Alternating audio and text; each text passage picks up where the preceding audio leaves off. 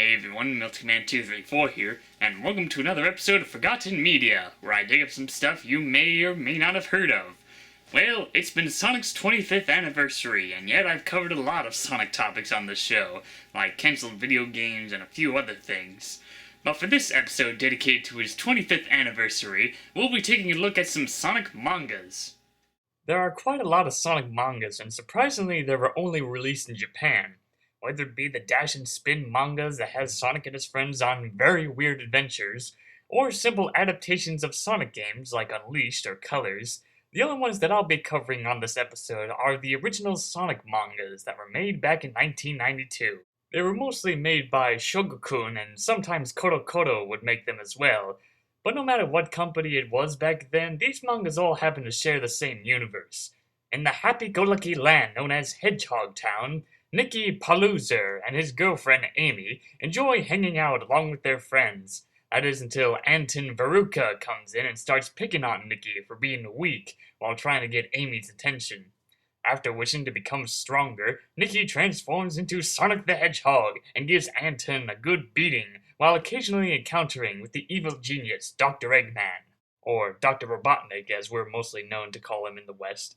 These mangas are very different from any other alternate universe of Sonic the Hedgehog, and we've had a lot of them, such as the Fleetway Sonic comics where Sonic and his friends go on strange and epic adventures, and then we had Sonic Underground where it was about Sonic and his brother and sister trying to reunite with their mother, and before all of that we had the original Sonic mangas that had some random hedgehog boy who becomes the almighty Sonic the Hedgehog. For our cast of characters, we have Nicky, a young boy who is kind but also weak, and he always dreams about becoming stronger. And then he becomes Sonic the Hedgehog, the fast, edgy hedgehog who fights off anyone causing trouble. Once all is well, he turns back into Nicky, and the young hedgehog boy has no idea that he can transform into Sonic. He also has a family like his dad Polly, a member of the Hedgehog Air Service, Brenda, Nicky's mother, who is, Nicky's mother, and Anita, Nicky's younger sister with a tomboy attitude. There is also this fat hedgehog boy named Little John, one of Nicky's friends who enjoys nothing more than eating food, and more food, and occasionally hanging out with his friends. And then we have Amy, Nicky's girlfriend, who is sweet, innocent, and occasionally being the damsel in distress character. She is also much more tougher than Nicky and doesn't give up that easily. For our villains, we have Anton Veruca, a lizard punk who is always harassing Nicky and trying to go on a date with Amy. That is until Sonic comes in and beats him up occasionally. And then we have Dr. Eggman, the evil genius who wants to take over the town and defeat Sonic. He disguises himself as Dogman, the local police officer of Hedgehog Town. These mangas are also another one of those alternate adaptations of Sonic the Hedgehog that don't rely much on the original source material. There's no rings, no Chaos Emeralds, no familiar stages, not even the classic Badniks are shown in the manga universe. Yeah, instead Eggman has a bunch of these very cartoony robots assisting him.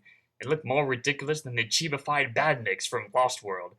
In fact, these robots look more like they belong in a Mega Man game. Wait a minute.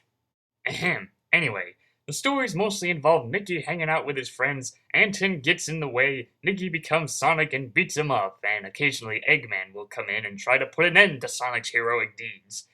It almost feels like Nutty Professor in the style of a Popeye cartoon in some ways. Aside from just Sonic the Hedgehog showing up here and there, we get to see Tails who tries to act like the tough guy with his own shades and a car, and looks up to Sonic as a big brother. There was also a moment in time when Charmy Bee showed up to help Sonic in the mangas. Yeah, Amy and Charmy first appeared in these mangas before they made their appearances in the video games. Some of these stories are interesting, like how there's one manga where Nicky's father tells him about how Sonic the Hedgehog saved his life once. Yeah, the whole deal with Sonic is a bit confusing in this manga. We see Nicky transform into him, yet he was still present before Nicky was even born.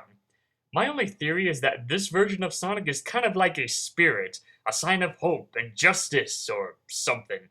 I don't know, I'm sure it's related to some Japanese culture since the mangas were only released in Japan.